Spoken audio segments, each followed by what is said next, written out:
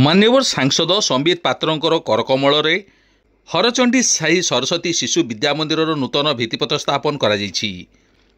आज 3/6/2025 तारीख मंगलवार पूर्वाह्न स्थानीय हरचंडी साई स्थित सरस्वती शिशु विद्या मंदिर अतिरिक्त श्रेणी गृहर भित्तिप्रस्तर स्थापन उत्सव पुरी जिला सांसद संबित पात्र महोदय करकमल उद्घाटन कर कार्यक्रम में विद्यालयर सभापति संपादक परिचालना समितिर सदस्यवृंद उपदेष्टा मंडल सदस्यवृंद प्रधान आचार्य एवं समस्त आचार्य एवं आचार्यवृंद भारत स्काउट गाइड एनसीसी जेआरसीसी उपस्थिति में श्रीजुक्त संबित पात्र महोदय को स्वागत करा मातृभारती सदस्य मानक द्वारा शंख हुड़हुड़ी घंट घंटी और पुष्पवृष्टि भव्य स्वागत करा विद्यालय परिसर को वर्णाढ्य परिवेश रे सुसज्जित करा बेले समस्त कार्यकर्ता पूर्ण सहयोग करथिले।